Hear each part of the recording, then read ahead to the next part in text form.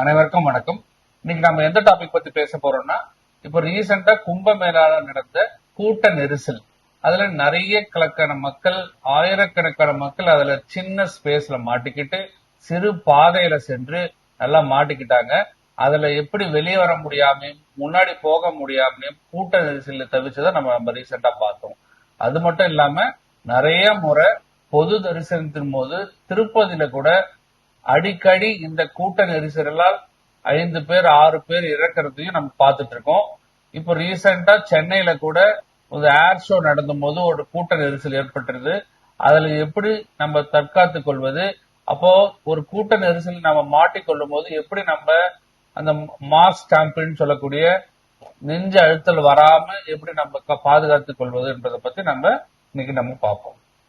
எந்த ஒரு கூட்ட நெரிசல்ல நம்ம போய் மாட்டும் போதும் நம்ம எப்போதுமே எந்த என்ட்ரி கேட் எது, எக்ஸிட் கேட் எதுன்றத நம்ம முன்னாடியே நம்ம பார்த்து வச்சுக்கணும்.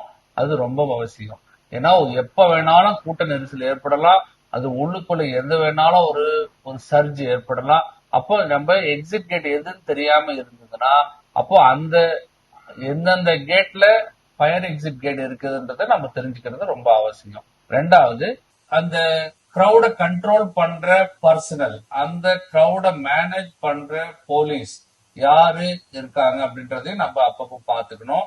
ஏன்னா அவங்க சொல்ற இன்ஸ்ட்ரக்ஷன்ஸ் நம்ம கிளியரா ஃபாலோ பண்ணோம் அப்படின்னா எங்கெங்க என்ட்ரி கேட் இருக்கு, எங்கெங்க எக்ஸிட் கேட் இருக்குன்றது நமக்கு தெரியும்.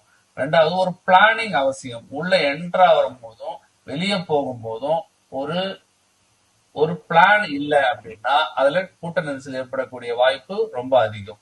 உதாரணத்துக்கு ஒரு திருப்பதியில ஒரு பொது தரிசனிக்கும் போது ஒரு கேட் ஓபன் பண்ணும் போது அப்போ பல்லாயிரக்கணக்கான மக்கள் ஒரு சின்ன பாதையில சின்ன ஸ்பேஸ் நம்ம உள்ள போகும்போது அப்போ வேகமாக ஒருத்தர் மோதி கொள்ளும் போது சில பேர் கீழே விழலாம்.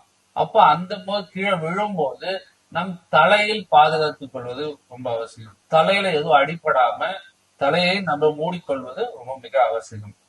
ரெண்டாவது, அங்க இருக்க ட்ரைனிங் பர்சனல் யாராவது இருந்தாங்கன்னா என்னால முடியவில்லை, எனக்கு மூச்சு திணறல் ஏற்படுகிறதுன்றது நம்ம ஒரு ஓரத்தில் ஒதுங்கி நம்ம கொஞ்சம் மூச்சு எடுத்துக்கொண்டு ஒரு எனர்ஜி வந்ததுக்கு அப்புறம் நடந்து போறதுன்றது ரொம்ப அவசியம். ஃபயர் எக்ஸிட் கேட்ல எங்கெங்க ஃபயர் எக்ஸிட் கேட் இருக்கிறது அப்படின்றது நம்ம முன்னாடியே பார்த்துக்கிறது ரொம்ப அவசியம். ஒரு சிறு பாதையில் நாம் செல்லும் போது அப்போது முன்னும் பின்னும் புஷ் பண்ணும் போது முன்னும் பின்னும் நம்ம அழுத்தும் போது ஒரு சைட் மூமெண்ட்ல நடந்து நம் வால்க்கு நேர, அதாவது செவருக்கு நேரா போய் நிக்கிறன்றது ரொம்ப அவசியம். ஏன்னா நிறைய டைம் அந்த சைட் வால்ஸ்ல நமக்கு கொஞ்சம் ஸ்பேஸ் இருக்கும், சென்டர் பாதையில நமக்கு ஸ்பேஸ் நிறைய கிடைக்காது. ஸோ சைட்வேஸ் மூவ் பண்ணி நம்ம அந்த வால் செவரை நோக்கி நம்ம போறதுன்றது ரொம்ப அவசியம். அடுத்து, முன்னும் பின்னும் நம்மளை அழுத்தும் போது நமக்கு மாரடைப்பு வர்றதுக்கு வாய்ப்பும் மூச்சு திணறல் வர்றதுக்கான வாய்ப்பு ரொம்ப அதிகமா இருக்கு. அப்போ கை முன்னாடி வைத்துக்கொண்டு நம்ம நுரையீரலை பாதுகாத்துக் கொள்வது கூட நமக்கு ஒரு அவசியமான ஒண்ணு. கையை மேலே தூக்கி சில நேரம் எனக்கு மூச்சு திணறல் அதிகமாக இருக்கிறது, என்னை யாராவது காப்பாற்றுகள் என்று பர்சனல் போலீஸ்கிட்டயோ அல்லது ட்ரெயின்டு பர்சனல்கிட்டயோ அறிவிப்பது ரொம்ப மிக அவசியமானது.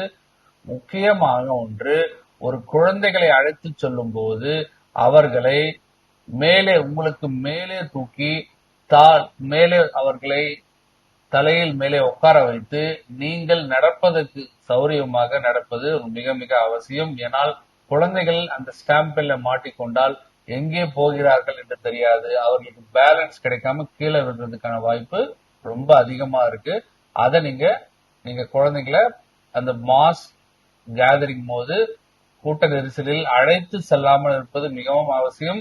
அது அப்படி அழைத்து போயிட்டீங்க, அவங்களை எப்படி ப்ரொடெக்ட் பண்றதுன்னா தலையில தூக்கி வச்சுக்கிட்டு அவங்கள நடந்து போறதுன்றது மிக மிக அவசியமான ஒன்று. 5 முக்கியமான டிப்ஸை நம்ம ஞாபகம் வச்சுக்கணும். முதல் டிப், ஸ்டே காம். எப்போதும் அமைதியா இருக்கணும். எந்த ஒரு சர்ஜ் ஏற்பட்டாலும், எந்த ஒரு அவசரம் ஏற்பட்டாலும், பின்னாடி புஷ் பண்ணாலும் அதை நம்ம ரெசிஸ்ட் பண்ணி ஒரு ஸ்டே காம் அப்படின்றது ரொம்ப முக்கியம். ரெண்டாவது, ப்ரொடெக்ட் யுவர் செஸ்ட். உன்னுடைய உன்னுடைய செஸ்ட் பகுதியை யாரும் அழுத்தாத வண்ணம் மூச்சு ரிலாக்ஸா எடுத்து விட்டுக்கிட்டு ரொம்ப பதறாம நம்ம எனர்ஜியை கன்சர்வ் பண்றது ரொம்ப அவசியம். மூணாவது, சைட்வேஸ் மூவ்மெண்ட், மூவ் சைட்வேஸ். முன்பக்கம் பின்பக்கம் நம்மளை அழுத்தும் போது நம்ம சைட்வேஸ் மூவ் பண்ணி வால் நோக்கி இல்ல பேரியரை நோக்கி நம்ம நகர்ந்து அதை நம்மள இல்ல ஏதாவது மரங்கள் ஏதாவது இருந்தா அது பின்னாடி நம்ம போகிறதுக்கு நமக்கு ரெடியா இருக்கணும். நாலாவது, சைல்டு. குழந்தைகள் யாராவது நீங்க வச்சிருந்தீங்கன்னா அவங்கள தலையில தூக்கி கொண்டு அவரது தோள்பட்டையில உட்கார வைத்துக் கொண்டு நீங்கள் அவர்களை பாதுகாக்கலாம். ஐந்தாவது, தேவையான உபகரணங்கள், தண்ணீர். ரெண்டாவது, எனர்ஜிக்கு தேவையான பிஸ்கெட்ஸ். அப்படி எல்லாத்தையும் நம்ம அந்த கூட்ட நெரிசலின் போது எடுத்துட்டு போனோம் அப்படின்னா நம்மளுடைய எனர்ஜி நமக்கு வீணடிக்காமல், ஏன்னா ஒரு மணி நேரம் 2 மணி நேரம் காத்திருக்க வேண்டிய நிலைமை கூட ஏற்படலாம். அப்பொழுது தண்ணி இல்லாமலையும் உணவு இல்லாமலையும் பற்றாக்குறையில் இருந்தீங்கன்னா ரொம்ப கஷ்டமா இருக்கும். அப்ப அதையும் நம்ம ரொம்ப கையில எடுத்துட்டு போறது ரொம்ப அவசியம். எப்போதும் கூட்ட நெரிசலை தவிர்ப்பது மிகவும் அவசியம்.